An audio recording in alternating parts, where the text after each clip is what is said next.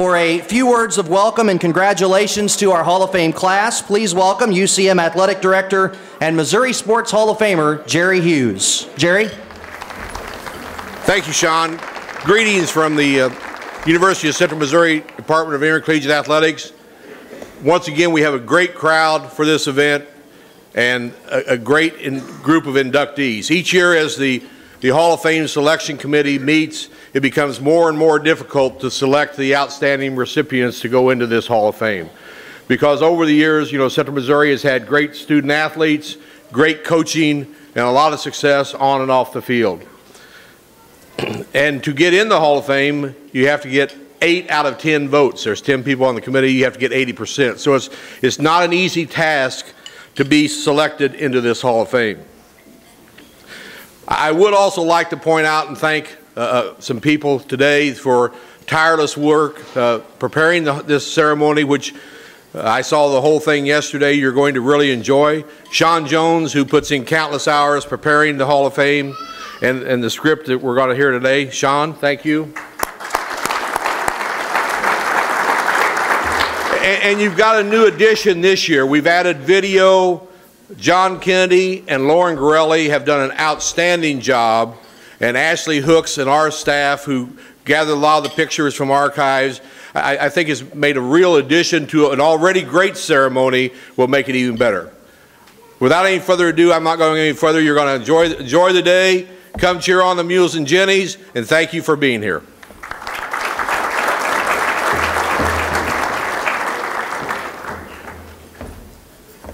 Thank you, Jerry.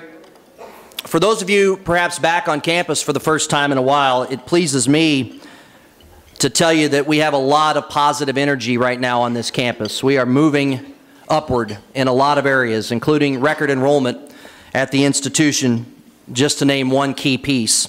A lot of that has to do with the leadership. It truly does all start at the top. So it is truly my privilege to welcome Dr. Chuck Ambrose and Mrs. Chris Ambrose with us here this morning. We're delighted to have you here, and please welcome to the stage UCM's 15th president, Dr. Chuck Ambrose. Good morning. Good morning. Breakfast makes certain that you're awake this morning, because we do have just a tremendous respect and honor and welcome to all of the recipients and families. There's a lot of change happening in our world, and some of those changes are affecting intercollegiate athletics. And I think as we think about what's best about college sports, it's sitting around these tables this morning. Just watching your fellowship with your families, which supported you all the way through your athletic careers. You've got former players and teammates, people that you've coached, people who have volunteered to bring it all together to make what we consider to be the cumulative effect of the University of Central Missouri very special. And we are so indebted. This is certainly one of the high points of the year to come back and recognize the fact that college sports makes the University of Central Missouri special, and Division II in terms of the NCAA, in terms of positioning what's best about college sports, is very important this morning. And I want to echo something that Jerry Hughes said. There's a lot of time and effort and staff support that goes into this morning, and on behalf of the entire university, to thank the athletic department and their leadership for engaging you back in this special recognition. I would like to again give them a special word of thanks.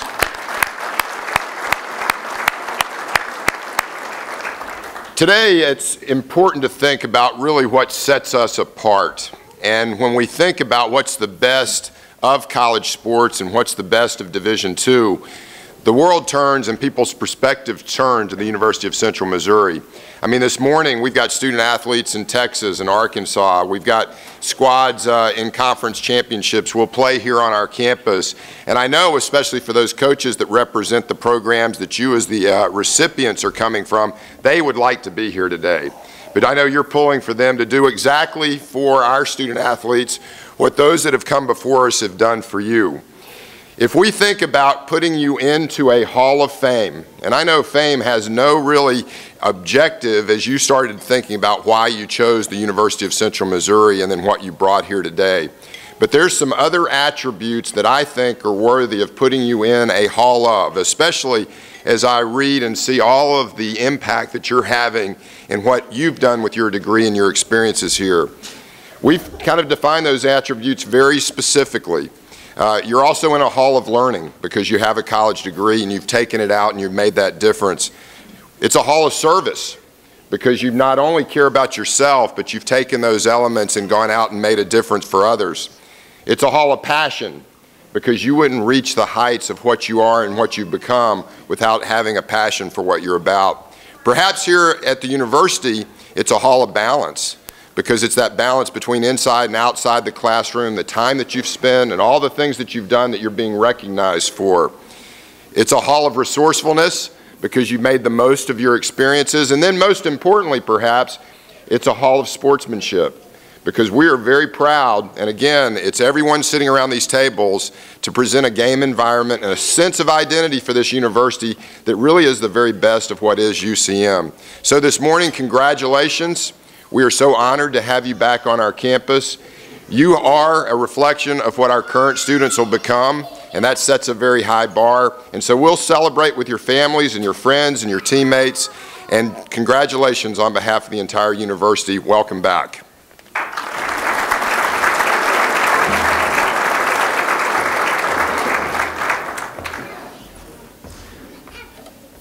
Thank you, Dr. Ambrose. I'd like to take this opportunity to recognize several dignitaries present this morning.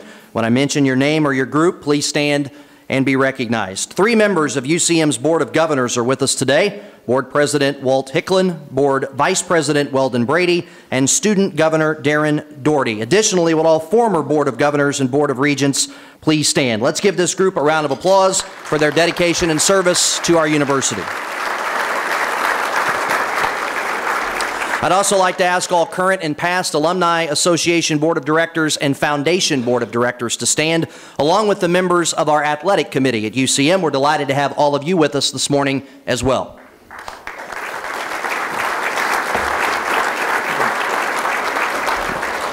I also want to take a moment to welcome back several previous Hall of Fame inductees. Hall of Famers, when I call your name, please stand and be recognized. We'll hold our applause till we've introduced all the Hall of Famers with us today.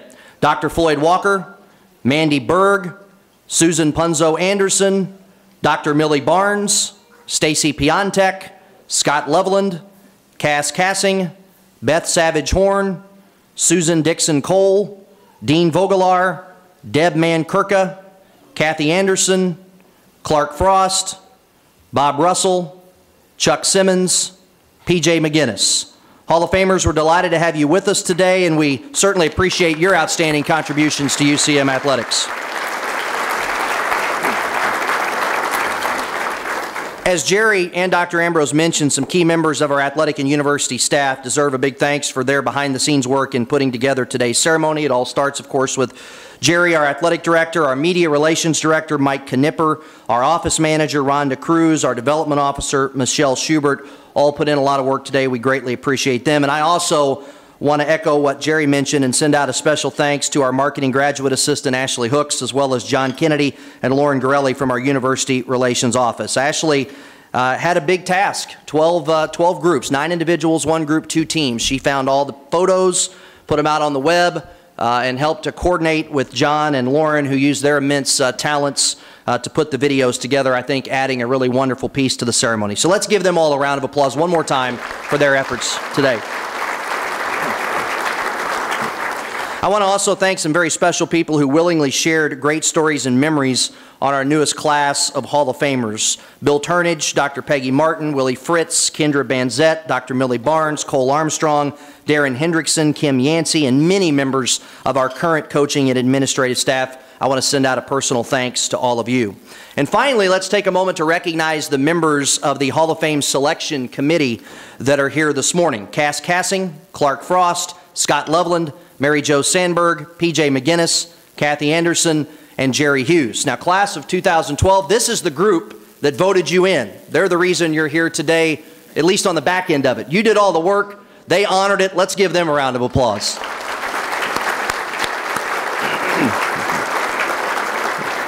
We're now ready to begin our ceremony. Inductees, I'll read your Hall of Fame accomplishments to the crowd, then a video tribute will be played. After the video is over, I'll ask you to come forward to receive your Hall of Fame plaque from Dr. Ambrose and Jerry Hughes right here on the small stage in front of the room. Then you'll take a seat over on the side of the room where you can still watch the remaining videos. Following the induction of our 9 individuals in our 1 group, I'll ask the team members to come forward to receive your Hall of Fame certificates after your team video is played. Then you can return to your seats following your induction. Also, we're going to take pictures at the end of this event today. We'll take the pictures right up here where we've got some memorabilia at the moment, but Brian from University Relations is going to take photos that we'll be able to send to you in a few weeks. So all Hall of Famers from this year's class, team members, group, individual inductees, come right here to the front of the stage as soon as the ceremony's over so we can get those pictures taken. Without any further ado, let's meet the class of 2012. Today we increase the UCM Athletic Hall of Fame membership to 180 individuals and 51 teams. Our first inductee for the class of 2012 is Sandy Schneider. Sandy Schneider graduated from Bishop Blanchette High School in Seattle, Washington in 1972, the year that Title IX was enacted. Sandy was a star performer in basketball and tennis at Blanchette, and just last April, she was inducted into her high school Hall of Fame.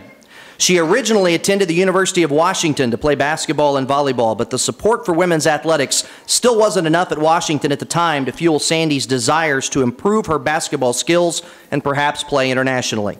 Meanwhile, halfway across the country, Dr. Millie Barnes was a pioneer and leader in women's intercollegiate basketball here at Central Missouri. She authored the first book written about women's basketball and was the chair of the U.S. Olympic Women's Basketball Committee, and she developed Central Missouri into a national power. Sandy was looking to transfer to one of the top women's basketball programs in the nation, and she was convinced that if she wanted a shot to compete in the '76 Olympics and play for a good coach in a strong women's program, she needed to come to Central Missouri. Because of Dr. Barnes and the strong women's program here at Central Missouri, a young lady from Seattle left home to become a CMSU Jenny. What that young lady learned while playing for Coach Barnes for 2 years and coaching alongside her for 1 year led her back home to Lakeside School in Seattle, where she won 5 state championships and 473 games, mentoring hundreds of student athletes while becoming one of the most successful high school girls basketball coaches in Washington and the United States. According to her teammates and coaches, Sandy was destined to be a successful coach because she was a coach on the floor as a player, starting every game during her 2 seasons with the Jennies. She was certainly a good athlete on the floor, but she was also very smart and a leader, the glue kid who was willing to do whatever Coach Barnes and the Jennies needed. She led both her Jennies teams in assists and steals with very few turnovers. For a time, Sandy was the school's game, season, and career leader in assists. Sandy and now fellow Hall of Famer Marilyn Carlson formed a good 1-2 punch for the Jennies from 1974 to 1976. Marilyn would usually lead the team in scoring with Schneider second. When Sandy arrived at CMSU, she wasn't a great free throw shooter, but she continuously worked at it. Through hard work and determination, she ended up holding the school record for free throw percentage at one point. Because Coach Barnes was an innovator in the women's game, she believed in switching defenses. It was Sandy's job to get the team into the right defense on the floor, and it's something that she enjoyed doing, which stuck with her throughout her very successful coaching career. You know, I can tell that Sandy is a successful coach because I asked her to tell me about some of the games that she remembered from her time here. Of course, her Jennies teams won a lot of games, but all she could remember were the losses. And she said that's what fueled her during her 26 seasons as a coach. Because of her prowess on the court, Schneider was named the Jennies basketball all-decade team from 1970 to 1980 and to the Silver Anniversary team, honoring the top 14 players from 1970 to 1995. Sandy also competed in cross country and track as a senior, originally to stay in shape for basketball season. During track season, she was also preparing for her Olympic basketball tryout. Despite being only a part-time runner, she placed 5th in the state in the 800 meters as a senior. Her experience with track eventually led her to be a graduate assistant track coach at Washington State, and later she was the track coach at Lakeside for her first 7 years at the school. After completing her student teaching at Lee Summit High School and commuting back and forth with teammate Marilyn Carlson in Marilyn's green Chevy bomb of a car, Sandy earned her degree from Central Missouri in physical education in 1977 and signed on as a graduate assistant basketball and track coach. That year, there were 4 talented freshmen added to the Jennies basketball mix. Sandy said none of her former teammates would listen to her, so she had to make the freshmen her projects. Coach Schneider said that Kathy Anderson at least pretended to listen to her, and according to Kathy, Sandy was an excellent teacher of the game. And years later, Kathy was actually an assistant basketball coach at the University of Washington, and she recruited some of Sandy's players from Lakeside and Seattle to play Division I basketball for the Huskies. Pretty cool connection that comes back to Central Missouri.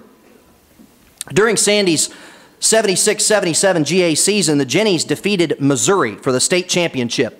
That was a special moment for Sandy because the team had lost a hard-fought state title game at Northwest in overtime in her final game as a Jenny.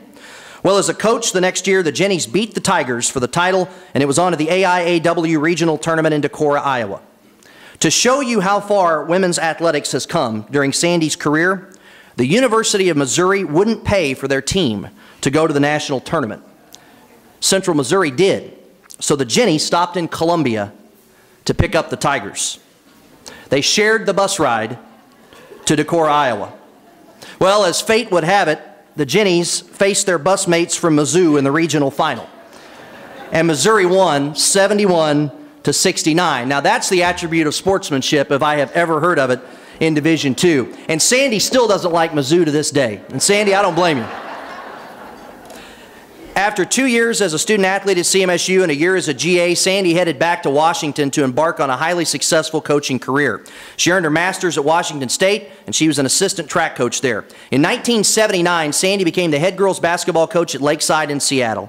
The team had only won one game in the previous 2 seasons. She spent 26 years at the helm of that program, turning it into one of the best in Washington and the nation.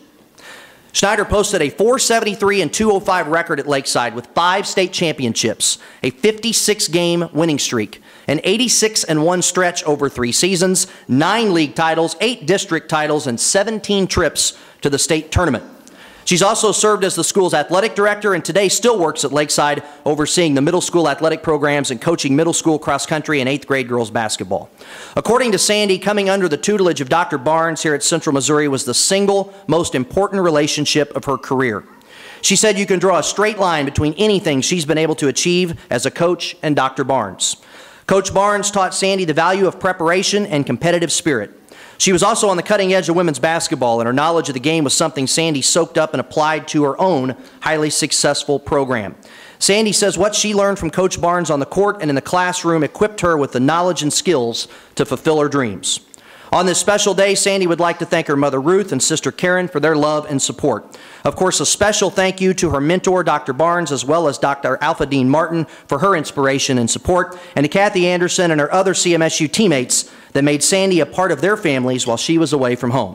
Ladies and gentlemen, please welcome to the Central Missouri Athletic Hall of Fame, Sandy Schneider. Sandy, please come forward.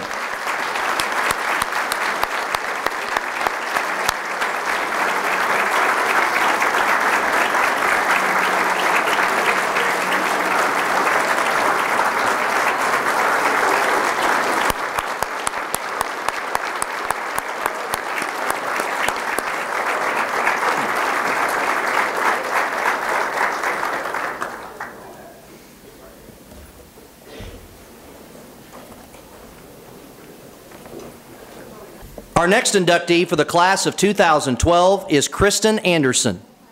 Kristen Anderson was a good high school athlete in Richfield, Ohio, but she never made it to a state high school track and field meet.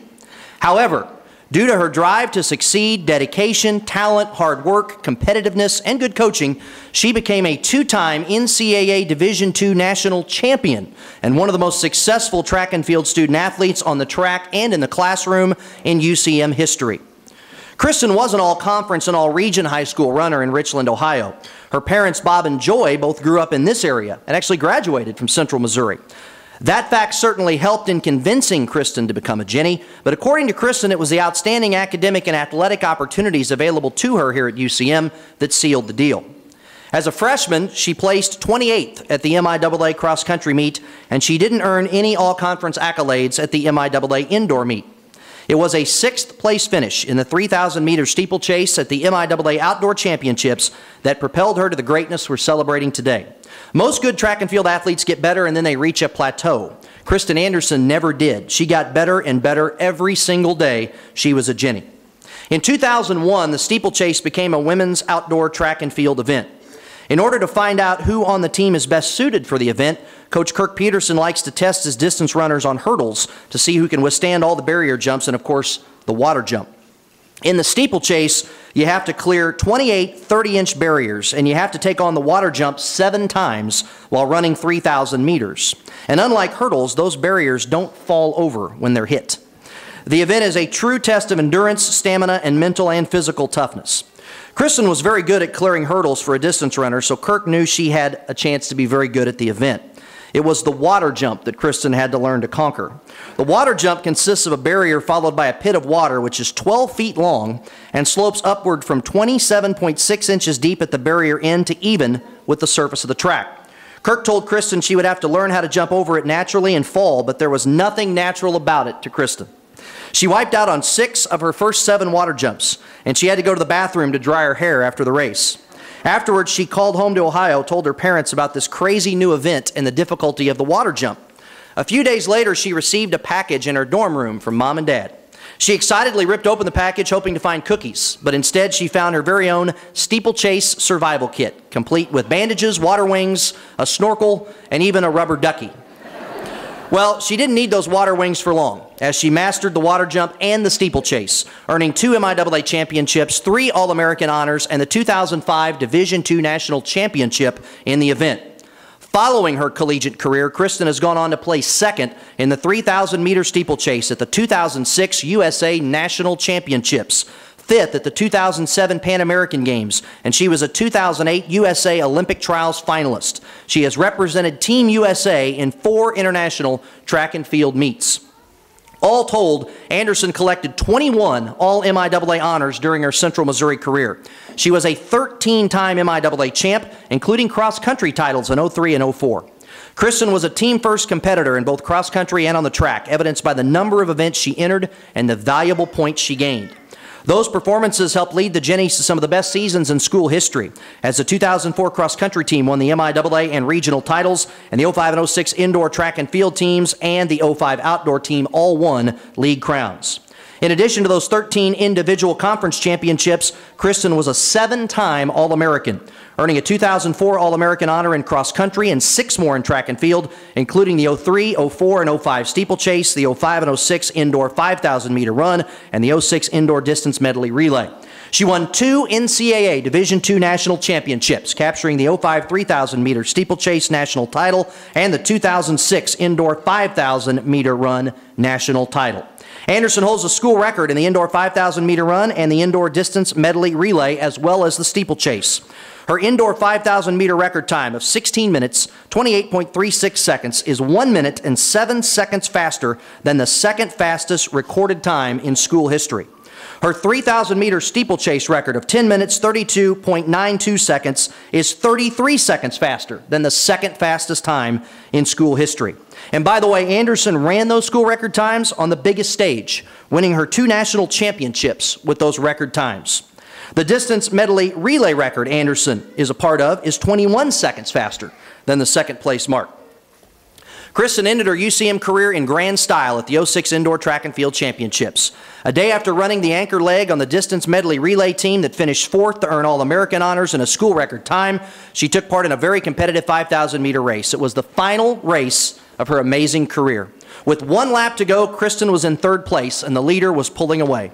Anderson knew she wanted to end her career with no regrets, so with 100 meters left in the race, she moved into 2nd place.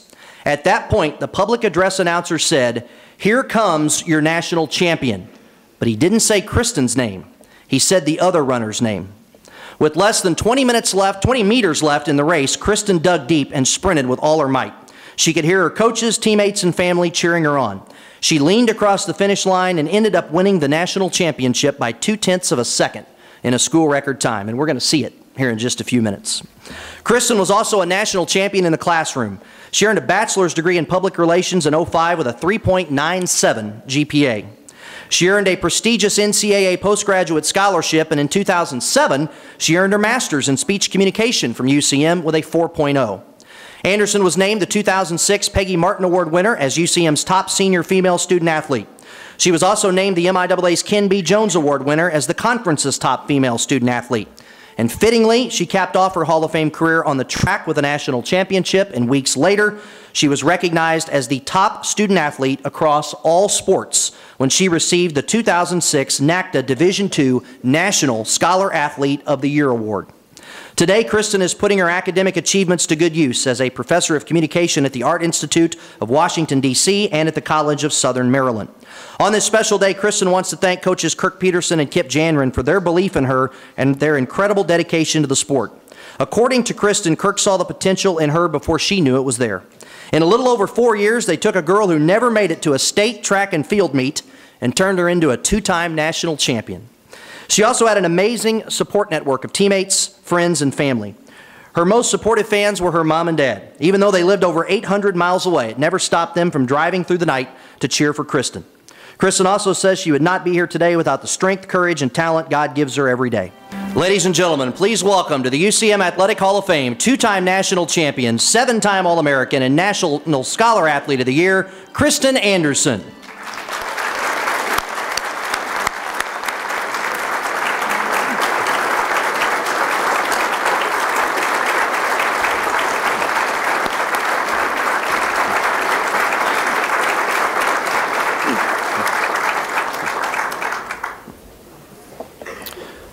Before we move on to our next inductee, we do have one Hall of Famer that I skipped, and we don't want to miss any of our Hall of Famers. As you can tell, it's hard to get in this thing, and it's a big deal, so I don't want to leave anybody out. Sue Crouch is a Hall of Famer at Central Missouri. So, Sue, we're delighted to have you here this morning as well.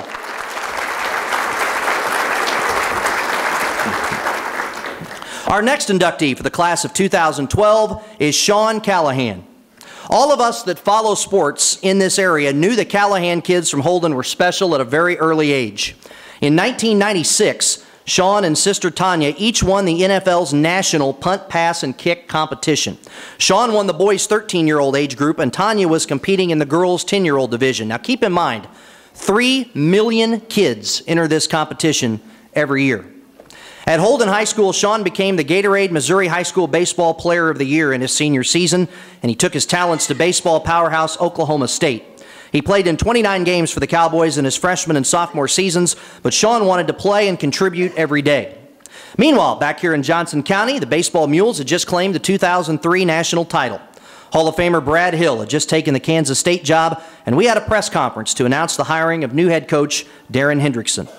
We all knew the 04 Mules were going to be good, but we also knew we had huge shoes to fill when UCM Hall of Famer and third baseman Zach Norman signed with the Philadelphia Phillies right after the season. Well, the thing that Coach Hendrickson and Jerry and I will always remember about Darren's press conference was who showed up for the proceedings. Sean and his dad Darryl walked in and stood very politely and quietly in the back of the room. Now, those of you that know Darren know what a recruiter he was and still is. And it was all I could do to keep him in that seat for the next 30 minutes after he spotted Sean.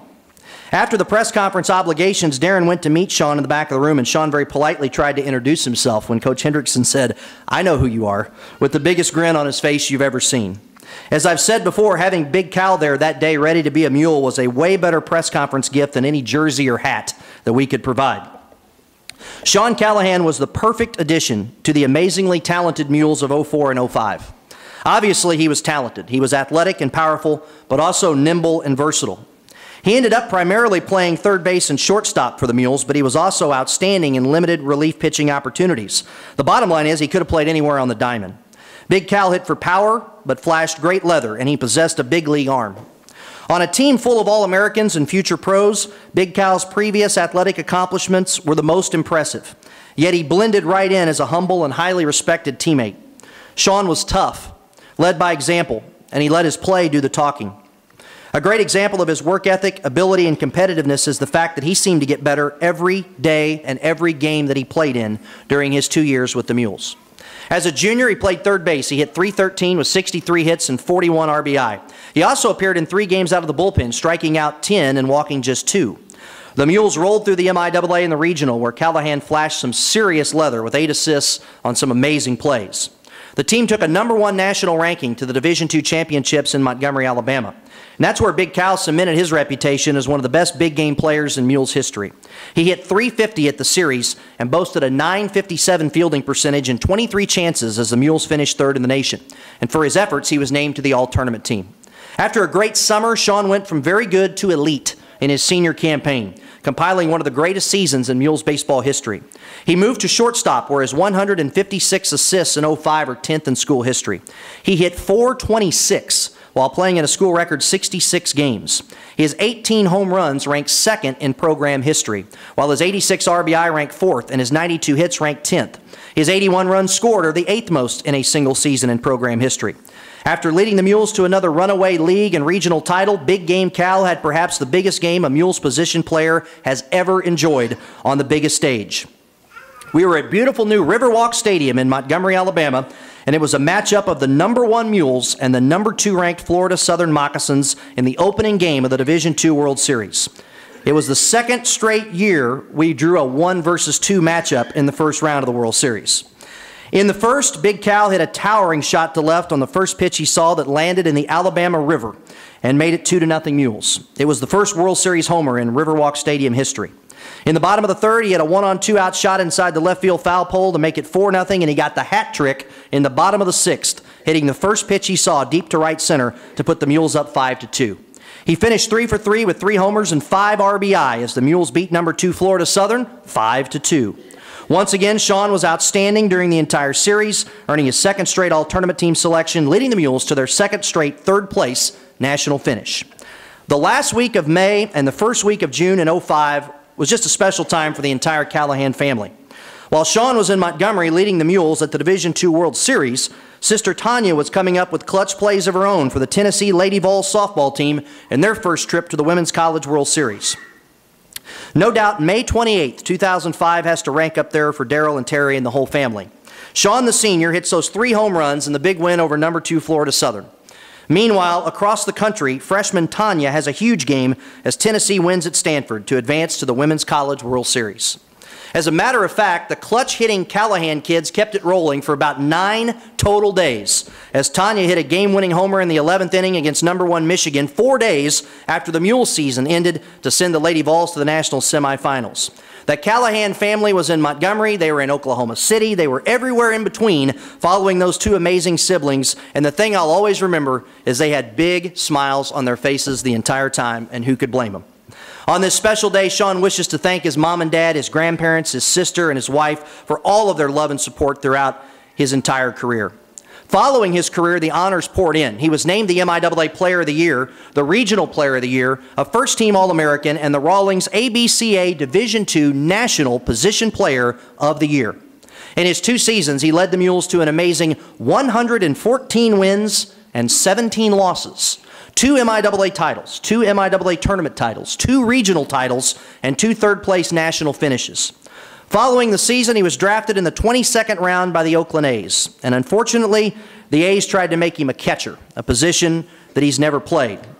He graduated from UCM with a degree in elementary education and today teaches 5th grade in the Blue Springs School District and coaches baseball at Blue Springs South.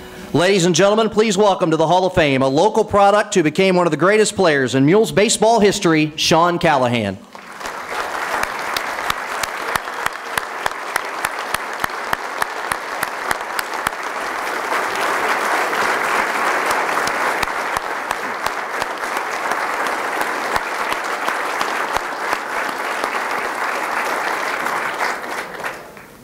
Our next inductee into the Hall of Fame is Michael Hicks. Most of you gathered here this morning are aware of the rich tradition and great history of Mules basketball. As a matter of fact, we're playing for a conference championship today, our 22nd in 100 seasons.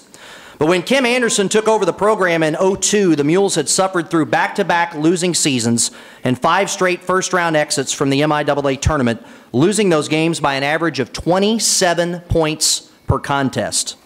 In the first 2 years of the Kim Anderson era, the results improved from 13 wins to 18 wins with many of the same players. But in order to get over the hump and become an elite program again, the Mules needed a special player, a go-to guy that every team in college basketball wants and needs, but very few are fortunate enough to get.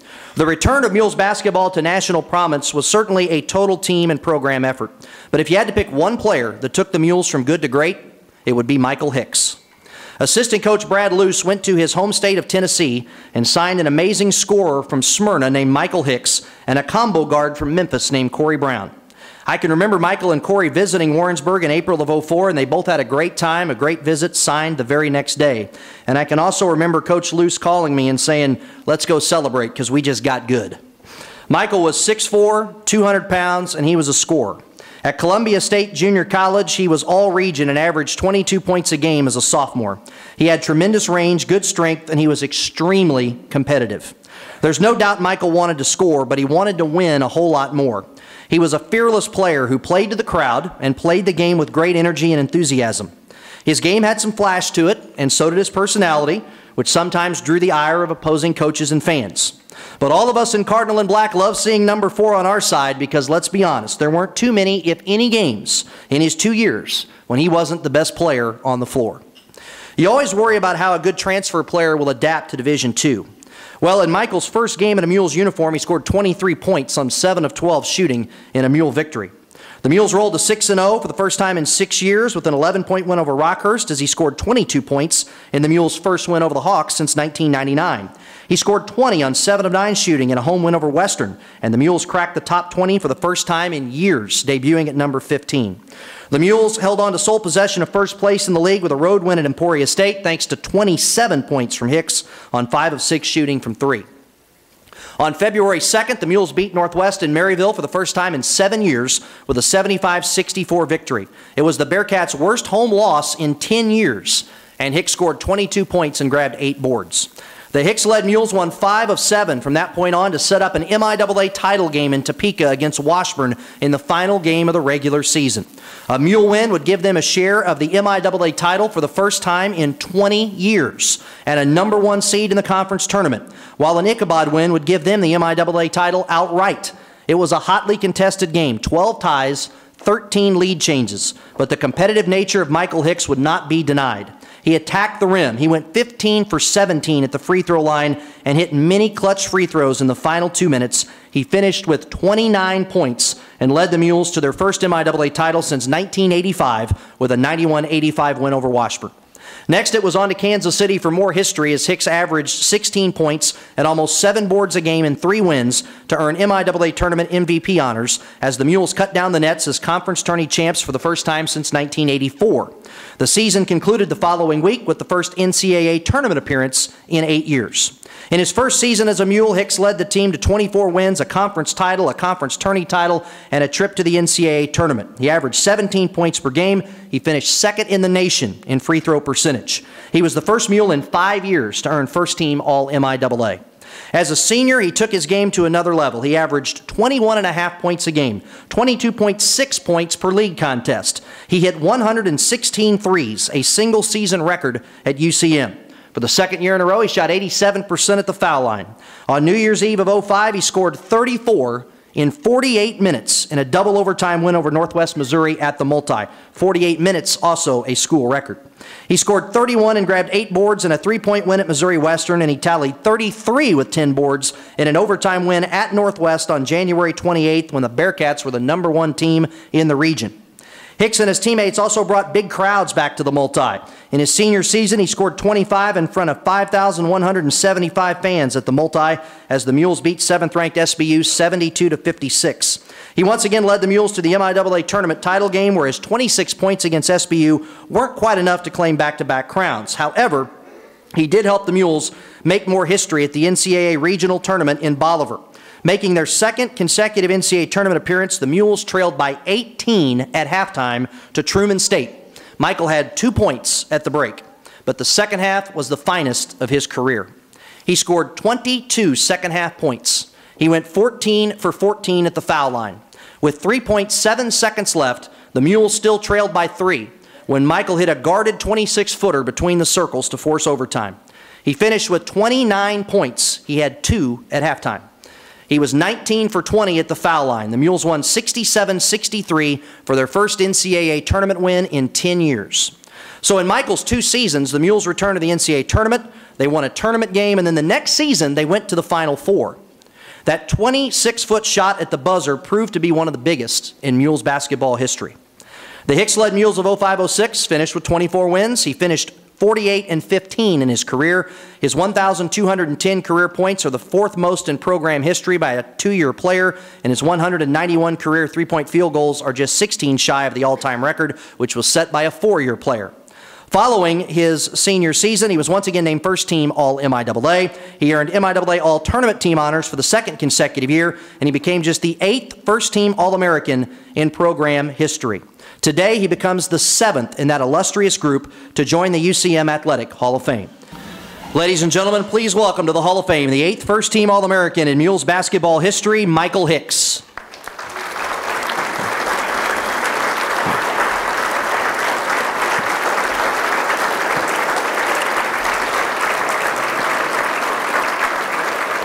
Michael is, as you saw on those highlights, Michael is currently playing professional basketball. He's playing in Poland right now, so he is overseas and obviously unable to come in today. So accepting the award on his behalf is his coach, Kim Anderson.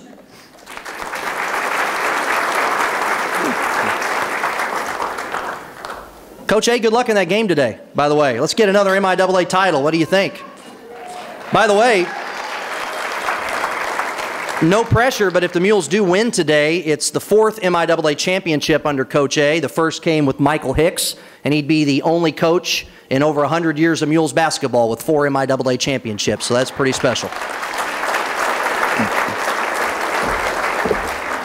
Got to win, though, first.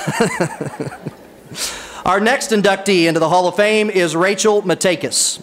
Rachel Matakis was a dominant player for the Jennies basketball program from 1993 to 1996, earning all MIAA honors 3 times, all region honors 2 times, and a first-team All-America honor in 1995. She was a prolific scorer and rebounder who played with great intensity and passion for the game. Rachel was just the 9th player to earn All-America honors in Jennies basketball history and one of only a handful of players in program history to earn first-team All-America honors. Her talents and drive to be successful are why Matakis enters this Hall of Fame today, but her competitiveness and desire to be the best were a part of Rachel's makeup at a younger age and still to this day. She attended Olathe South High School in Olathe, Kansas, where she participated in cross-country, track, volleyball, and basketball. In 1992, Matakis was named the Gatorade High School Player of the Year in hoops, and she was the Kansas 5A state champ in the discus. She signed with Division I Florida International, but after one season, she was ready for a change. Fortunately for Central Missouri, she had a family friend who knew Jennies coach John Pye, so a recruiting trip was set up. Rachel really liked the campus on her visit, and she became a Jennie. Rachel joined the Jennies in 1993 as an athletic 6'2" center. She was a fierce competitor who could really score and rebound the basketball on the inside. She was tenacious on the glass on the inside, but she could also put the ball on the floor and create shots off the dribble. Most importantly, she played with tremendous passion for the game, so much so that she asked her teammates to foul her in practice on shots and off the dribble so she could get used to overcoming that adversity during games. Those characteristics allowed her to step into the Jennies program and perform at a high level almost instantly. As a sophomore, she earned honorable mention All-League honors and proved to be one of the best players in Division II coming off the bench, while averaging almost 14 points and 9.3 rebounds per contest. In her 3rd game in a Jennies uniform, Rachel scored 22 points and grabbed 15 rebounds in a double overtime win against Fort Hays State, giving everyone a glimpse at the Hall of Fame career we are celebrating today. After a season to adjust to a new system in school, Rachel put together the finest season by an individual player in Jennies and MIAA history to that point. As a junior in the 1994-1995 campaign, Matakis averaged 24.6 points per game, and she averaged 13.9 rebounds per contest. The 24.6 points per game average is tops in school history by almost 3 points per game. And she posted that staggering average while hitting a school record 264 field goals, yet she still made 52.4% of her shots, which makes that average that much more impressive. Her 13.9 rebounds per outing is tops in school history by almost 2 boards a game. Her 374 rebounds in 27 games and her rebound per game average are still MIAA records. And some of her individual game totals that season were staggering. In the season opener, November 21st, 1994 in St. Charles, she set the tone for the All-American season with 46 points in a win over Lindenwood, an MIAA record. It's a conference scoring record that still stands to this day. Against Cal Poly Pomona on December 29th in San Diego, Rachel scored 37 points and 15 boards in a victory. The day before, she only scored 27 points and grabbed 14 boards against Montana State Billings. 64 points, 29 boards in 2 games. That obviously earned her the MVP honors for the Surf and Slam tournament. On February 8th at the Multi against UMSL, Matakis produced another one of the finest individual performances in MIAA history, scoring 34 points and grabbing 25 rebounds in a 75-52 Jennies win. The 25 boards are still the second most in a game in MIAA history. That magical season, Rachel scored in double figures in all 27 games and had double-doubles in 21 contests. Now, Rachel, I don't know why, but nobody I talked to about you ever mentioned your defense. So I think it's important to point out to the crowd that you did lead the team in steals that season as well with 55. All told, in 94-95, Matakis averaged more points and rebounds per game than any Jennies player before her or since her playing days. Her rebounds per game average are totals that are still conference records to this day. And obviously, after a season like that, the honors deservedly poured in. She was named the most valuable player of the MIAA, first team All-Region, and first team All-American. As a senior, Matakis didn't put up the same mammoth numbers, but that was due to some good news and some bad news. The bad news was that she was slowed by a broken foot, and it's really quite impressive she was able to play at the level she did with that injury. The good news is that she wasn't relied upon for all the scoring, and that balance helped the Jennies of 95-96 win the MIAA title for the first time in 5 years. Matakis averaged 16 points and 8.5 rebounds per contest, as the Jennies of first-year head coach Scott Ballard went 23-5. Following the season, Matakis was named first team All-Region and second team All-MIAA. Her 18 points per game career scoring average ranks third in school history, and her 10.6 rebounds per contest average is tops in Jennies basketball history.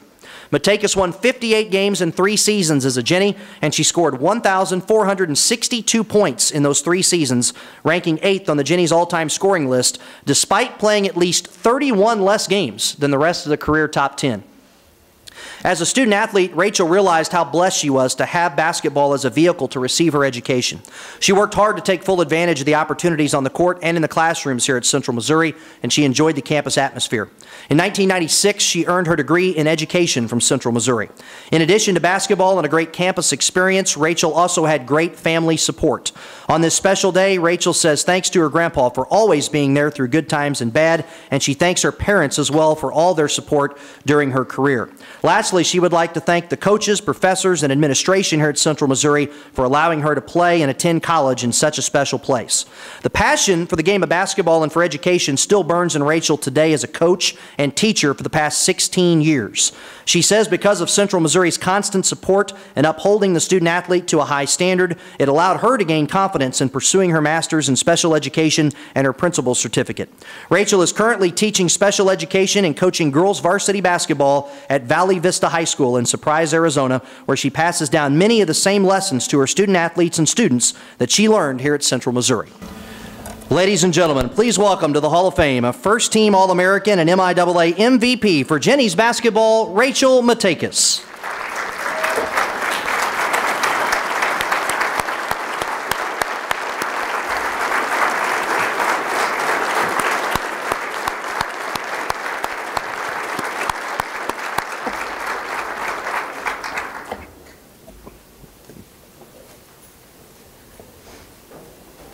Our next inductee into the UCM Athletic Hall of Fame is Katie Tarka. I think everyone gathered here today knows of the great tradition and history surrounding Jennies volleyball. Coach Peggy Martin had many outstanding student athletes grace the court for the Jennies in over 30 years at the helm of the program. To be the best ever in any category relating to Jennies volleyball is something very special, and today, with the induction of Katie Tarka into the Hall of Fame, the greatest defensive player in Jennies volleyball history becomes the 12th Jennies volleyball player to earn UCM's highest athletic honor. Katie Tarka came to Central Missouri in 2003 from Duchesne High School in St. Charles, where she was a hitter with good defensive skills.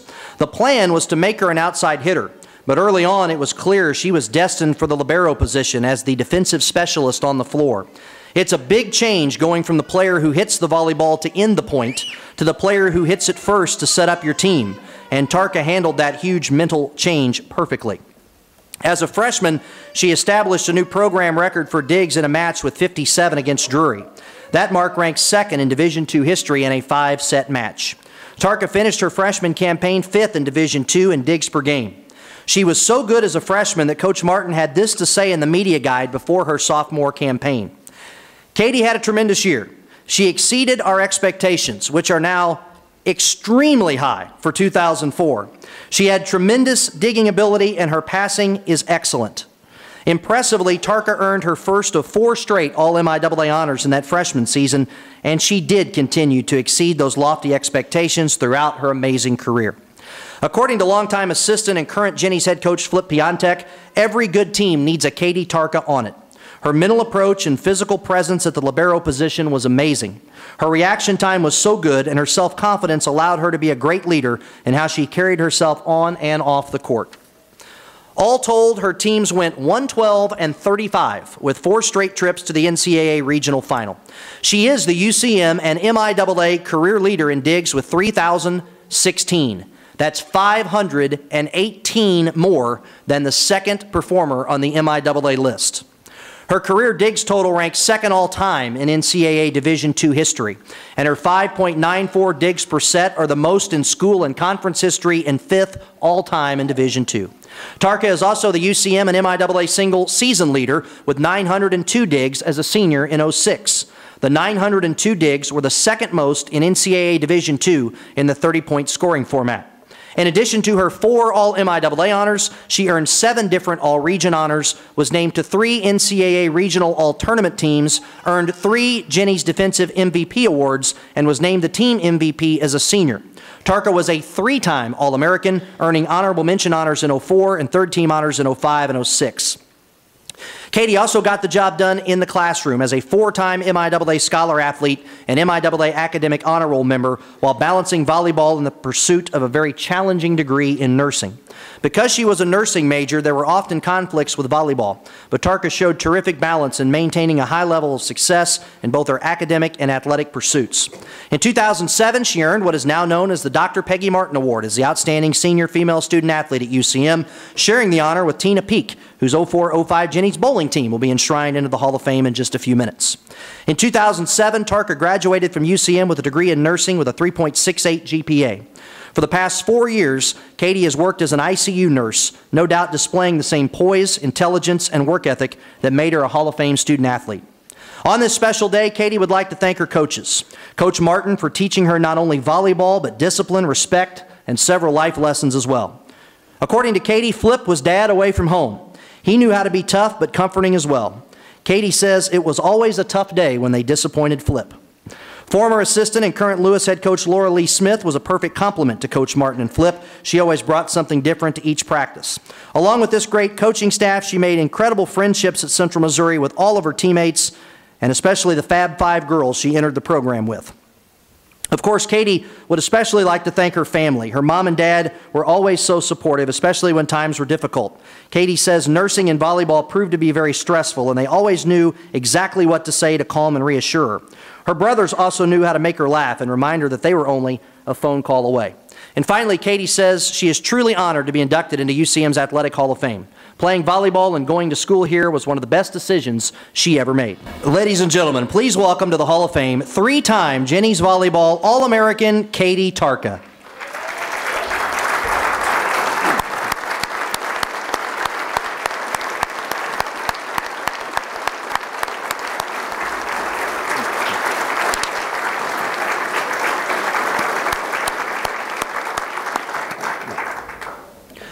Our next inductee for the UCM Athletic Hall of Fame class of 2012 is Colston Weatherington. On the football field, Colston Weatherington was a rare mix of size and speed at the defensive end position for the Fighting Mules. At 6'5", 270 pounds, he was lightning quick with great hands and an amazing burst off the line of scrimmage. He parlayed those talents into 2 All-American seasons for the Mules in '99 and 2000 before embarking on a successful professional football career with the Dallas Cowboys of the NFL and the Dallas Desperados of the Arena Football League. Today, we bestow UCM's highest athletic honor on Big C as the 8th first-team All-American in Mules football history takes his rightful place in the UCM Athletic Hall of Fame. Colston was a terrific athlete at Graceville High School in Florida, just south of the Alabama border. He led his team to 3 district titles, as well as a state championship and a second-place finish his junior and senior seasons. He was All-State and All-American in high school and was a terrific talent not only in football, but also basketball and baseball. He attended Northwest Mississippi Community College, where he earned All-State and All-Region honors, and his team was invited to play in the 1998 Mineral Water Bowl, which was the JUCO National Championship at the time held in Excelsior Springs. They say recruiting's all about connections. Former Mules football coach Willie Fritz's brother had a family connection with Colston's junior college coach, Bobby Franklin. Willie's brother's father-in-law, Vince Costello, played for the Cleveland Browns with Coach Franklin. So Willie attended the Mineral Water Bowl and watched Colston earn defensive MVP honors. However, Coach Franklin told Willie Colston was headed to the Canadian Football League. He wasn't even going to go to the next step in college. But those of you that know Coach Fritz know that didn't stop him from recruiting Big C. And fortunately for the Mules, Colston agreed to a visit. He liked the program and the school, and he decided to become a Mule.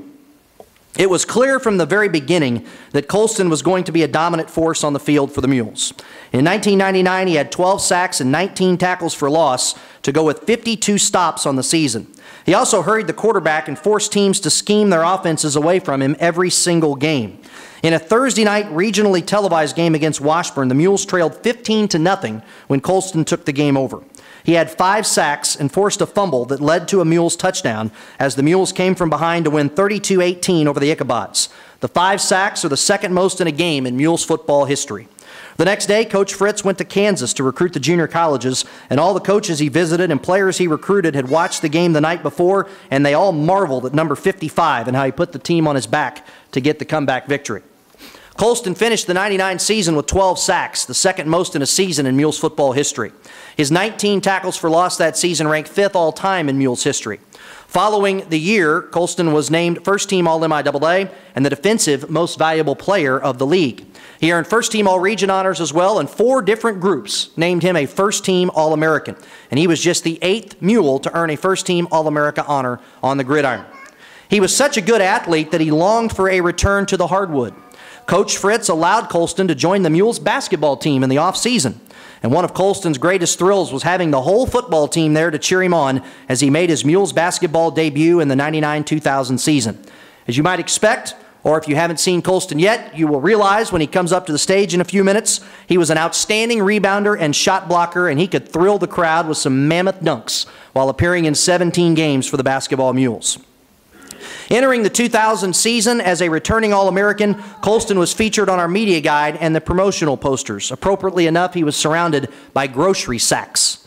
In the 2000 season, opponents did everything they could to run away from Colston. They'd double and triple team him, they'd hold him, they'd run away from him, but despite this, Coach Fritz said when the play was to him, he always made the play. If the play was away from him, he would track it down. He finished the season with 22 tackles for loss, the second most in a single season in school history. He also had 7 pass breakups in 2000, including 4 in a game at Truman, the second most in a single game in Mules history. He also produced 6.5 sacks in 2000, pushing his total to 19, and that 2-year total still good for 5th all-time. His 41 career tackles for loss are second in school history and the most by a 2-year player in the program. More honors poured in following the 2000 season, including another first-team All-MIAA selection, another first-team All-Region honor, and he earned All-America honors for the 2nd consecutive season, making him the 5th player in Mules football history to be a 2-time All-American. He was also selected to play in the 2001 Cactus Bowl, the Division II All-Star game.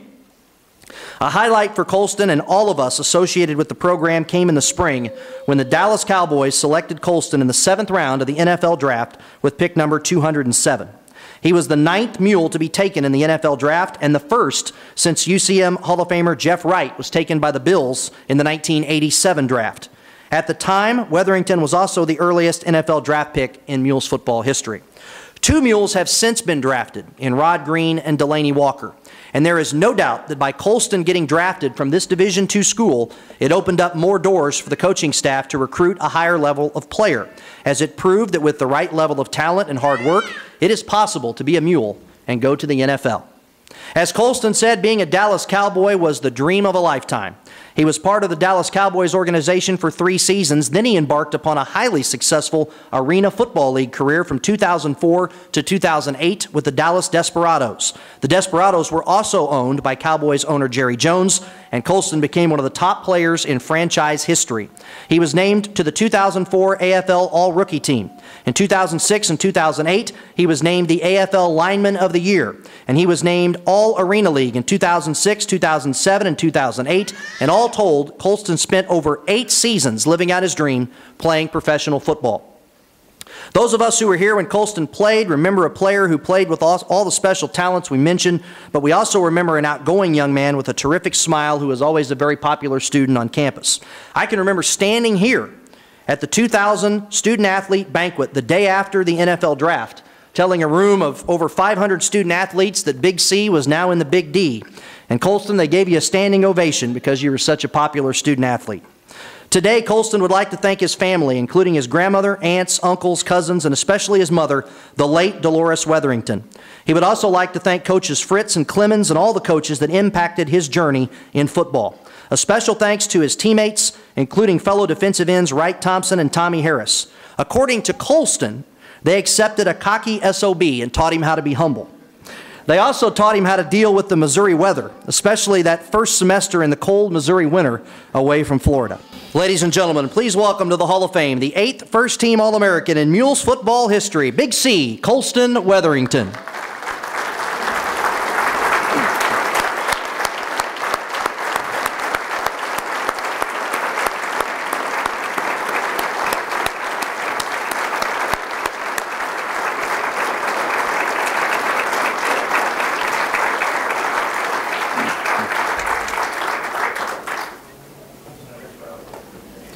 Yeah, it is not hard to see why these people are Hall of Famers. Have you taken a look at these good-looking people that have been on this stage today?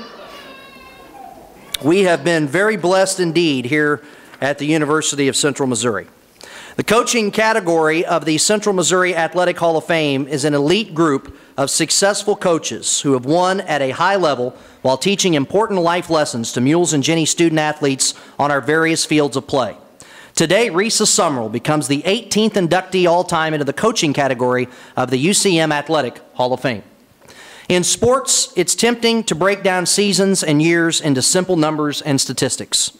And just based on the numbers alone, Risa Summerall is a unanimous first ballot UCM Athletic Hall of Famer by a landslide. 614 wins as the head coach of the Jenny softball team for 19 seasons from 1988 to 2006. 6 MIAA regular season titles, 4 MIAA postseason crowns, 7 NCAA tournament appearances, 2 regional titles, and 2 fourth-place national finishes in 1989 and 1994. 3 Region Coach of the Year awards, 4 MIAA Coach of the Year honors, 116 All-MIAA players, an amazing 137 academic all-league selections, MIAA Commissioner's Honor Roll selections, or MIAA Presidential Scholars in the 15 seasons those awards were selected during her 19-year tenure as Jenny's head coach. 822 career wins in 31 years as a softball coach, making Risa the 18th winningest coach in NCAA Division II history. 1,366 collegiate head coaching victories in softball, volleyball, and basketball. 7 former assistant softball coaches here at UCM who are now college head coaches. Numerous former assistants coaching and making a difference at the high school level. 12 seasons as a Jenny's assistant volleyball coach from 1987 to 1998. 12 MIAA titles, and 6 top 5 national finishes during those seasons. Based on those impressive numbers alone, Risa Summerall is a UCM Athletic Hall of Famer. But those numbers and records are really only a small part of what makes her a Hall of Famer. Many of Risa's former student athletes are gathered here today, and they will tell you she made every player she ever coached grow as an individual and as a player. Risa was a teacher of the game who believed in discipline on and off the field and doing what was best for the team and not always what was best for the individual. She taught her players to respect the game and trust their teammates. Her standards were high and they never wavered. Pride, ownership, togetherness, responsibility, accountability, and always being first class and respectful are the words her former players used to describe her program.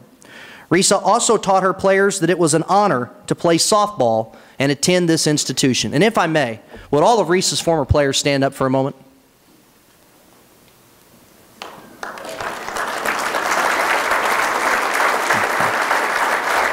I think the pride in the program and the institution she instilled is on display here today by that kind of turnout for her Hall of Fame induction. And it's also on display at South Rec every day, where her former player and now fellow UCM Athletic Hall of Famer Susan Anderson carries on the tradition established by Coach Summerall.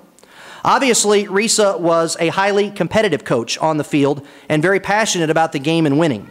But her teams were just as successful in the classroom as they were on the field, and that was no accident. I mentioned all of the All-MIAA academic awards a moment ago. Just to give you an idea of how good Risa's teams were in the classroom, in 2003, her team's GPA was 3.5. In 2005, she had 11 players with 3.5 GPAs or higher. In 2004, her Jenny's team GPA of 3.838 was the highest in the nation in all divisions of college softball. Again, Hall of Fame numbers. And you don't win on the field and in the classroom like Coach Summerall did without the ability to motivate. According to her players, Coach Summerall was very blunt, mixed with a strong dose of sarcasm. She was at times brutally honest with her team, like the time she told a backup third baseman she'd have to die in order for her to play. She knew how to light a fire under her teams, and they learned to toughen up, and as they told me, Risa, embrace the struggle. If looks could kill, there wouldn't have been many Jennies ever make it to their sophomore season. She broke them down as insecure and perhaps soft youngsters and then built them back up into stronger, more confident young women on and off the field. A cardinal rule with Risa was if you were early, you were on time. And if you were on time, you were late. And if you were late, you were left. Unless you were Hall of Famer Beth Savage. Then you got picked up at your apartment. You see, Risa was disciplined and tough, but she wasn't dumb. The players knew what kind of day it was going to be as soon as Coach pulled in the parking lot. They could immediately tell if she'd been golfing or if she got a massage before practice. If either were the case, she was automatically going to be in a better mood. And despite being intense and demanding on players and even GAs, she was always there for her players, and she wasn't afraid to laugh and have fun with them either. Like the time she took the team to the dog track in Omaha. They couldn't believe it, but they loved it, and it's a memory they'll all cherish, especially Beth Savage and Julie Hammer, because supposedly they won big on that particular day. Coach Summerall's success can be traced back to Chattanooga, Tennessee, where her mom let her know it was okay to be an athlete, and her brother Stan let her tag along and play sports. Risa and Stan both ended up at Middle Tennessee State, where Stan played basketball, and Risa was involved in extramurals in those pre-Title IX days. This is also where the coaching bug bit Risa as she gained experience coaching basketball and softball. Risa spent 11 years at Missouri Western. She was the head volleyball and softball coach from 75 to 86. She also spent 3 years as the women's basketball coach. She compiled 494 volleyball wins, 51 basketball triumphs, and 194 softball wins, including the 1982 NAIA National Softball Championship. For her efforts, Summerall was inducted into the NAIA Hall of Fame in '89 and the Missouri Western Hall of Fame in '90. After a season at Missouri as the softball coach and assistant volleyball coach, Risa realized the Division I athlete's lack of discipline was not for her. She truly chose Division II. Meanwhile, Coach Peggy Martin was moving to the assistant AD job after being the softball coach here at Central Missouri for several years, so that job was open. Risa applied, and she got the job, which included being the head softball coach, the assistant volleyball coach, and she worked at the multi. And as the saying goes, the rest is history, and it's the history that we're celebrating here today. Her influence on the sport goes beyond those she's impacted as a head coach. Risa was one of the first to join the National Fast Pitch Coaches Association in 1985. She served on numerous NAIA, NCAA, and MIAA softball committees. She developed a college exposure tournament and a summer softball league that have helped to provide numerous opportunities for young athletes to play in front of college coaches and earn athletic scholarships. According to Risa, she was lucky enough to come out of college at the beginning of the growth of women's intercollegiate athletics. She was hired by 2 schools that supported women's athletics in Western and Central Missouri, and she had great players and great assistant coaches. Well, those hundreds of student athletes and coaches would also like to say they became better people because of having Risa Summerall as their coach. Current Jennies head coach Susan Anderson said she is thankful every day Coach Summerall took a chance on a kid from Tecumseh, Kansas as a player and a GA, and because of that, Risa made UCM Susan's home. And Risa had that type of influence on hundreds of student athletes. I think we would all agree, wins and records are special, but in the game of life, that's as Hall of Fame as it gets. On this special day, Risa would like to thank her mom and dad, her brother Stan, and sister Chris for all the love and support over the years. A huge thank you to Coach Peggy Martin for teaching Risa so much about coaching and being a good person. Coach Summerall says thanks to all of her assistants and all of her players and those that supported Jenny's softball at Central, including Dr. Millie Barnes, Garrett and Sue Crouch, and Dr. Joyce Bailey. A special thanks to Dr. Judy Vickery for making the South Recreation Complex a reality, and Dr. Dean Martin for the support to run it during those early years. Also a thanks to Rick Swisher at Swishers for all the support over the years, and to UCM's administrative team led by Jerry Hughes and the whole Central family, as well as the Hall of Fame committee for the honor. Ladies and gentlemen, please welcome to the Hall of Fame the winningest coach in Jenny's softball history on the field and in the classroom, Risa Summerall.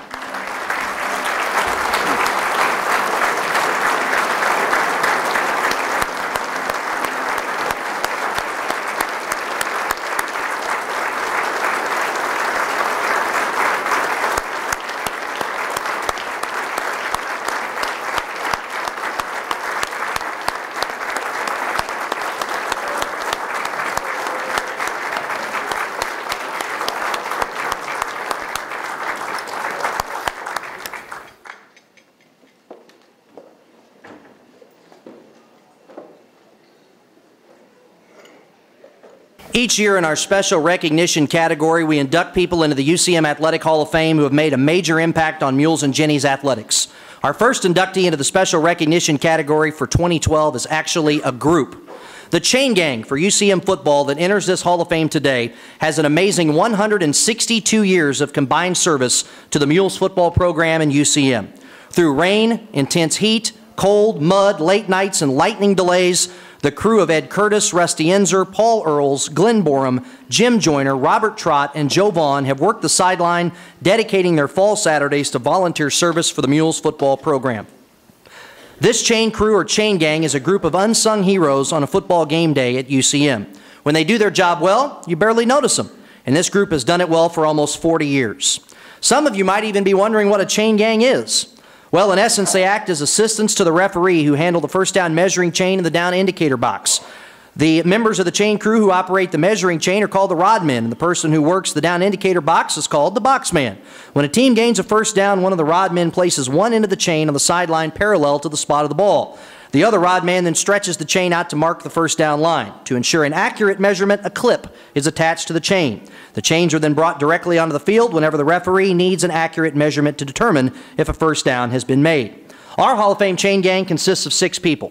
One person holds the line to gain, one holds the first down line of scrimmage, one runs the clip that marks the nearest yard line, one holds the down box, one writes down penalties, and one operates the down box on the opposite side of the field. As you may now see, this isn't particularly easy or glamorous work, especially with the speed of the game today and the no-huddle style of play employed by the Mules and many other teams. You have to focus every single play, you have to move quickly, and it has to be a well-coordinated effort amongst the crew. And there isn't much that can disrupt the flow of a football game worse than a poor chain gang. But if you've been coming to Mules football games for the past 39 years, the odds are you haven't noticed those guys much because they're so good and so dedicated to doing their job well. I can tell you from experience at other schools that nothing slows a game to a crawl more than a poor chain gang. One time at a road game several years ago, Jerry Hughes and our football alumni who were at the game actually had to take the chains over at the request of the officials so we could continue to play. Thanks to these guys, we've had 0 issues in almost 40 years at Mules football games. It's also important to point out that these guys do this because they love the Mules, yet with the exception of the down box on the home sideline, they spend the entire game on the opponent's sideline, opposite the press box, in the heart of enemy territory, so to speak. Despite their love for the Mules and their placement on the opponent's sideline, this group is widely applauded around the MIAA for their abilities and for their total professionalism. In 1973, UCM Athletic Hall of Famer and then Athletic Director Dr. Floyd Walker convinced Rusty Enzer, Ed Curtis, and Gary Bozarth to run the chain gang at Mules football games. They'd been doing it at Warrensburg High games, and Central Missouri had students running the chains at the time. Dr. Walker was impressed with how professional the crew was and wanted to bring that to Mules games. Rusty, Ed, and Gary agreed to do it, and the rest is the history we're celebrating today. Ed Curtis has continued this labor of love for 39 years. Rusty Enzer provided 33 years of service to the crew before retiring in 2005. During his last game, Rusty was given a letter jacket at midfield and named a Mules honorary letterman for all his years of service as a founding member of the crew. Paul Earls has worked as part of the chain gang for 31 years. Glenn Borum has been part of the team for 27 years. Jim Joyner has dedicated 20 years of service, and the relative newbies are Robert Trott with his 7 years of service, and Dr. Joe Vaughn joined the group as the penalty recorder 5 years ago. This group has seen Kennedy Field go from grass to mud to their favorite change, the sprint turf. That means no more ruined shoes. They've seen Vernon Kennedy Field become Walton Stadium Kennedy Field. They've seen some of the greatest players and teams in school history, and they've worked the sideline for Mules games coached by Howard Mahanes, Walt Hicklin, Al Moldy, Terry Nolan, Willie Fritz, and Jim Sabota. They've seen the coaches' headsets go from wired to wireless. And when those headsets were wired, it was often a mess getting those tangled up with the chains and the opposing coaches. They've worn shorts, struggling to stay hydrated, and they've bundled up in a chilly rain, and they've stood in the mud. They've been run over, they've repaired their equipment with tape, and they've traveled great distances to make it back for a game.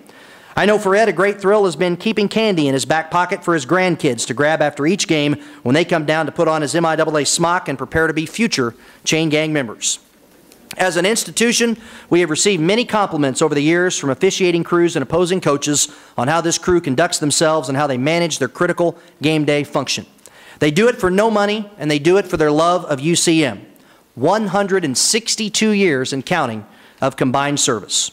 Today, they take their rightful place in the UCM Athletic Hall of Fame. Please welcome to the Central Missouri Athletic Hall of Fame a group with 162 years of service to UCM Athletics, the Chain Gang for Mules football. At this time, Ed Curtis, Rusty Enzer, Paul Earls, Glenn Borum, Jim Joyner, Robert Trott, and Joe Vaughn. Please come forward.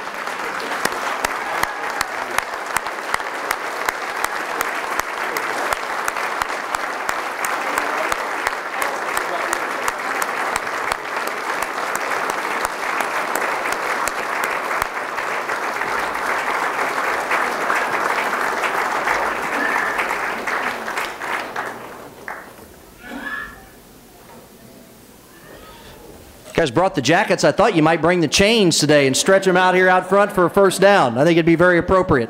Thank you, guys. Not enough tape to fix the broken ones today.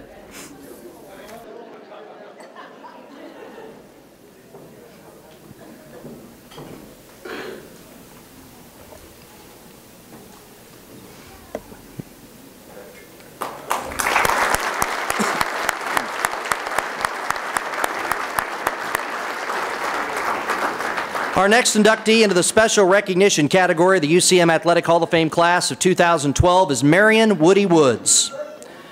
Marion Woody Woods wasn't searching for the job as public address announcer for Mules football and Mules and Jennies basketball over a quarter century ago. As a matter of fact, it just sort of found him. Woody has been known as the voice of Warrensburg for the past 45 years, thanks to his work on KOKO radio here in Warrensburg.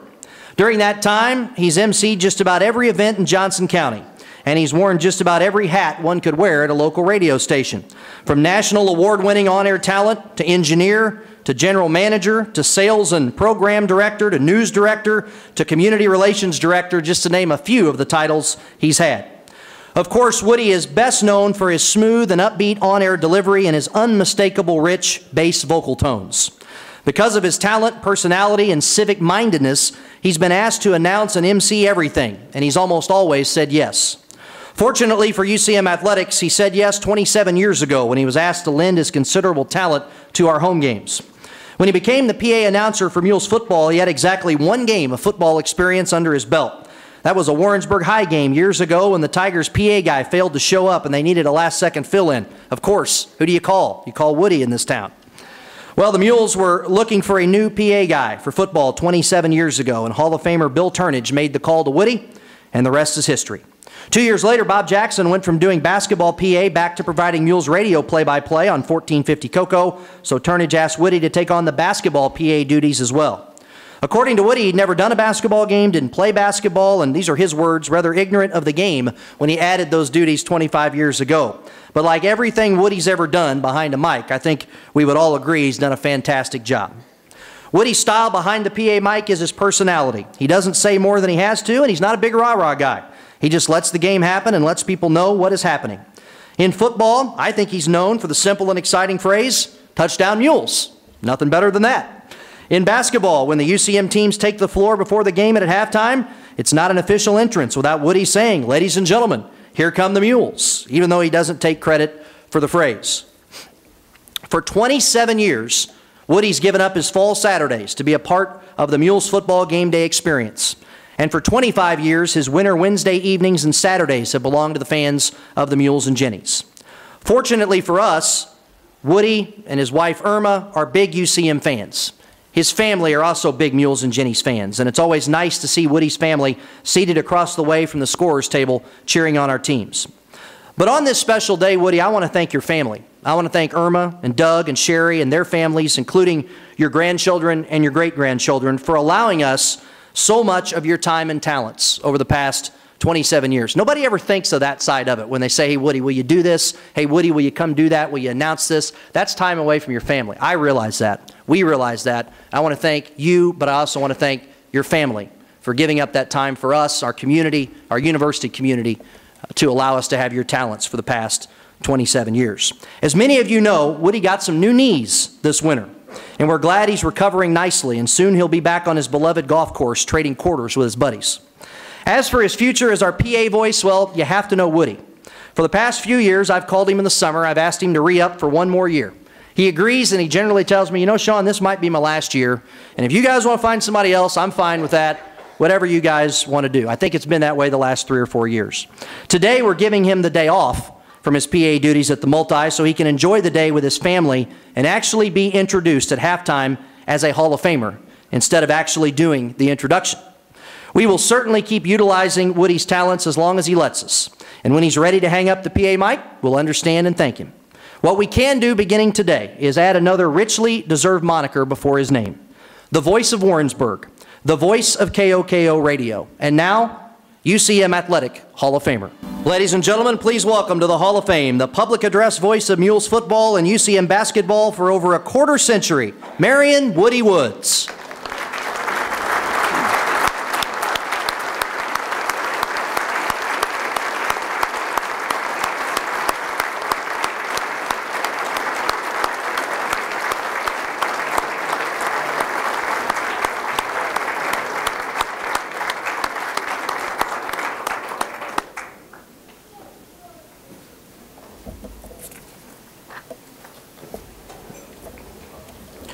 In addition to these great individuals we've welcomed to the Hall of Fame today, we also have 2 very special teams to honor this morning. The first team we'll recognize this morning is the 1969 Mules cross-country team. Central Missouri's won 14 MIAA men's cross-country titles, establishing the top program in the conference. The 69 Mules cross-country team we're honoring today was the very first team to capture an MIAA cross-country championship in school history. They finished the year with a 10th place finish at the NCAA College Division National Championships under head coach Richard Maxwell. Today, these trailblazers for Mules cross country earn UCM's highest athletic honor. The 69 Mules were very much a team representative of the state and the region. Dave Frazier from Hardin and Bob Burmeister from Norburn were rivals in high school, and both were state mile champs in high school. Norburn started cross country Bob's senior year. He liked it, and he knew Dave was running at Central, and that's why he became a Mule. Mitch Whitmer from KC Westport was recruited by Burmeister, who saw him in summer track meets in the KC area. Carl Stahl from Fort Osage was referred to Coach Maxwell by a physical education instructor who noticed him during the warm-ups of a class. Other key local team members included Chuck Beckerdike from Harrisonville, Dave Courtney from Chilhowie, and Mike Kincaid, who came from Kemper in Boonville. Bob Weesey, a high school marathon champ recruited by Coach Maxwell from Muscatine, Iowa, was the lone out-of-state runner on the team. A few key things made this team good. The first was having several really good runners instead of just one superstar. This was evident later in the season when they placed 5 runners in the top 10 at the conference championships. When I asked this group who the top 3 stars of the team were in preparation for today's ceremony, I got 6 different names, which shows the depth and balance that this team possessed. Second, this team had good chemistry and they worked hard, but they also made practices enjoyable. Whether it was tossing a football, laughing and visiting while making their warm-up and cool-down runs to and from Pirtle Springs, dodging golf balls, or playing running golf at Pirtle while they kept score based on how long it took to run each hole. And finally, this was a well-coached team. Dick Maxwell was an Olympic-class hurdler in his day, and he also understood the psychology of coaching distance runners. He encouraged teamwork in an individual-based sport. He kept the distances to a minimum, but he repeated those distances at a faster pace, so the team was actually running their race distance in faster intervals. Maxwell believed if you're practicing running slow, you'll run slow on race day, and if you ran too much distance in practice, you couldn't run at your peak on race day. So the mules ran shorter distance, hitting a pace slightly better than their last race, and then after a short rest, they'd do it again. On many occasions in the '69 season, 2 or 3 mules would finish with the exact same time, pushing each other and improving the team score. Another thing that helped this team succeed were the early season two-a-days. In the hot and humid late summer, the team ran at 6 a.m. and 4 p.m., putting in some grueling training that paid dividends later when the team captured the league crown. All told, Coach Maxwell was pretty laid back and very supportive no matter how the team performed on race day. Even when he discovered one particularly poor race performance from 2 unnamed runners was due to them eating at least 6 donuts right before the race. I don't think he was a huge fan of the football games on the run either, so I know the team attempted to hide those from Coach. About the only time Coach Maxwell really got upset was when he caught some of his runners cheating on their warm-up runs to Pirtle Springs by getting rides. Now that offense was over the line. All told, Dick Maxwell created a family atmosphere. The team spent many evenings in the warm and cheerful environment of the Maxwell home, and Coach was a dad away from home for the guys. So guys, I hope when you decided to TP Coach's house, you didn't make him clean it up. Early season meet results were promising for the '69 Mules. The team finished second to Arkansas at the Harding Invitational, and that's when this group knew they had a chance to be good. At the event, the teamwork and balance was on display, and the Mules placed 3 in the top 10 and 5 of the top 17. The team also placed second in the Southwest Missouri Invite by 1 point to Emporia State, an exceptional distance program at the time. One of the unique things about cross country still to this day is the fact that all the practices and meets are really just to get you primed and peaked for the conference meet. The '69 MIAA Championship meet was held in Warrensburg at Pirtle Springs. Sticking with routine on the day before the biggest race of the season, the Mules checked out of football, and they played a game of touch football as they completed their official warm-up run at Pirtle. As the Mules played touch football, the other MIAA teams ran by smirking and overlooking this fun-loving group of mules. The next day, the Mules went out and captured the first MIAA cross-country title in school history, knocking the 3-time defending champs from Northeast Missouri from the top spot. Dave Frazier bolted out to the front and never looked back as he won the MIAA Individual Championship, becoming the first mule to win an MIAA Individual crown.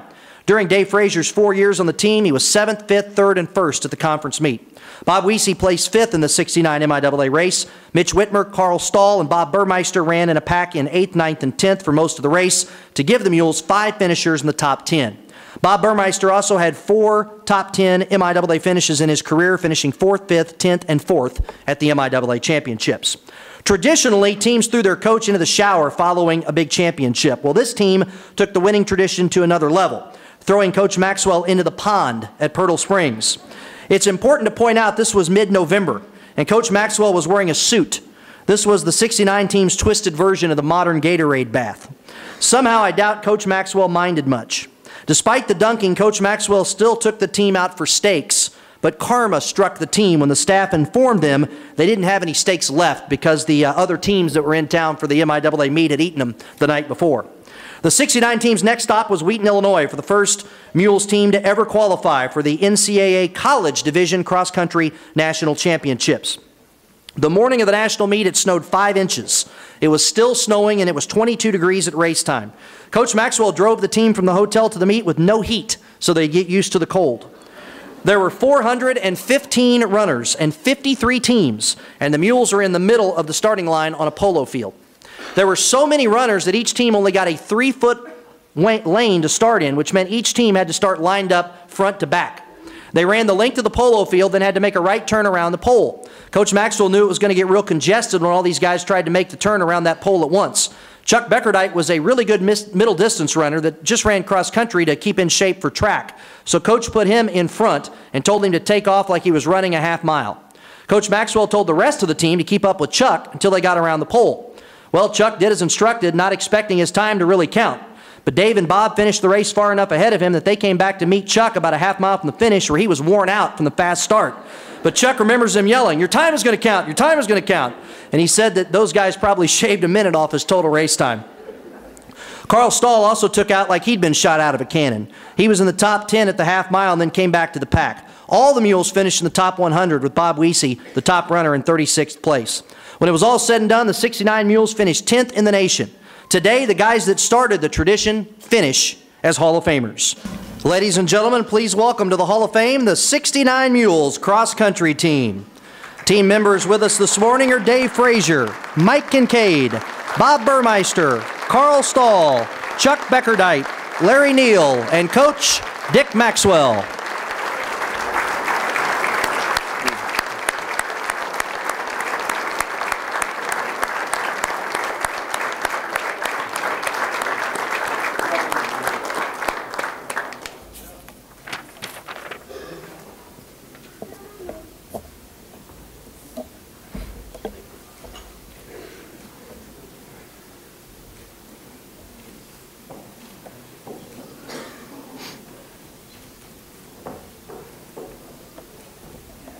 That doesn't look a whole lot different than that team picture we saw from '69, does it?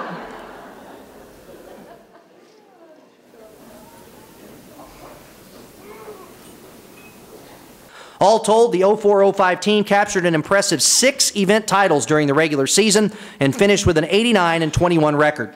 Caldwell dominated most of the event sheet completed in and earned 8 all-tournament team honors for the season and averaged just over 200 pins per game throughout the year.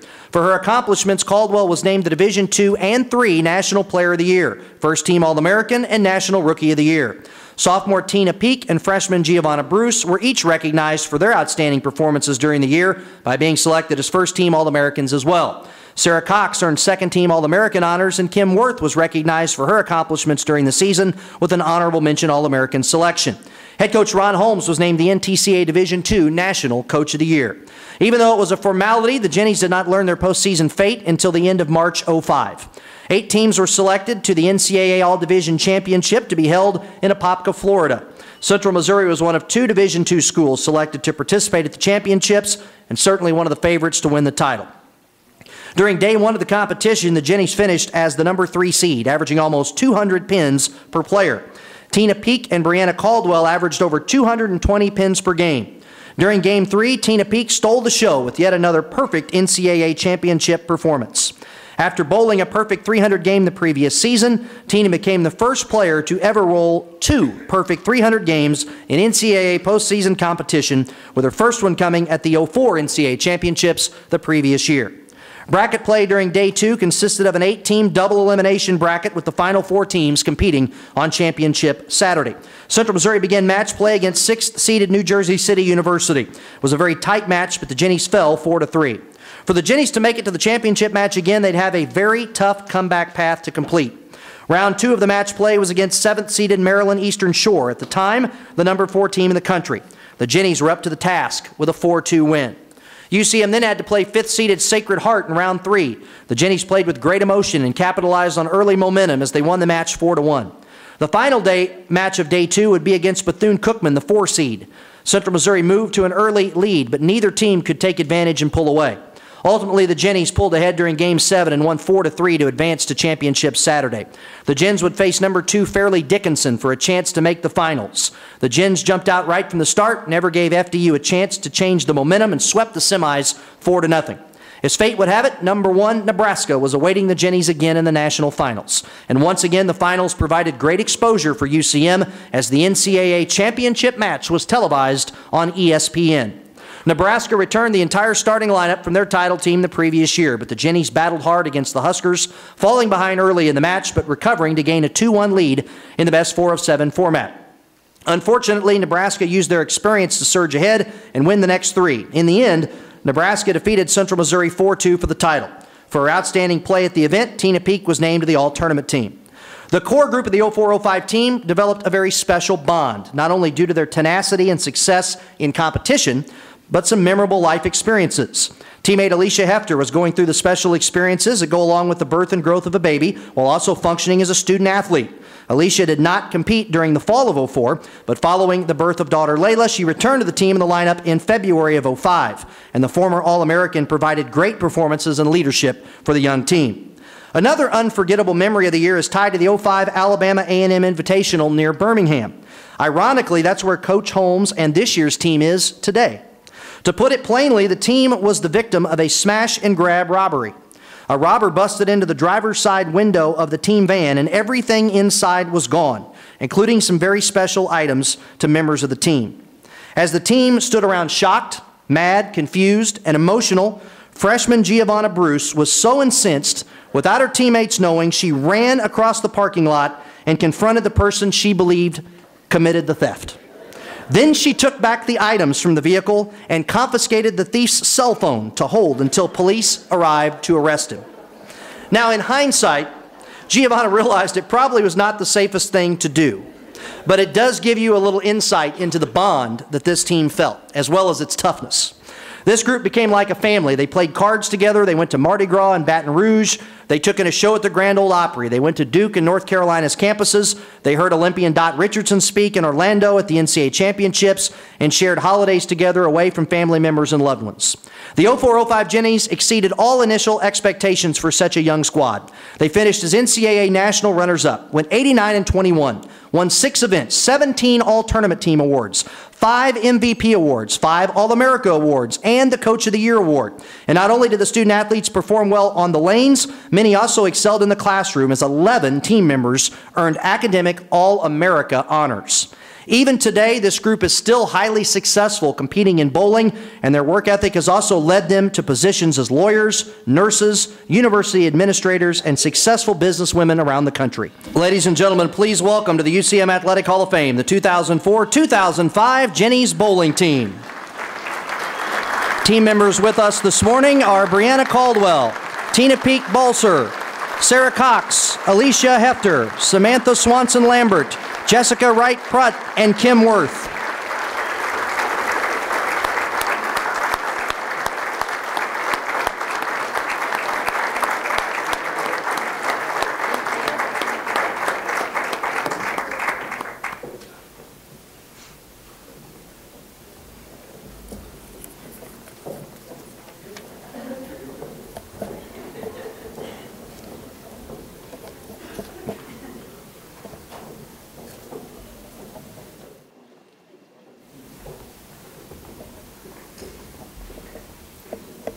You know, we always talk at Central Missouri about being stubborn and tough. You know, the mule, the Jenny. How about this group? Not only did they win on the lanes, you take something out of their van, they're going to chase you down and get it back.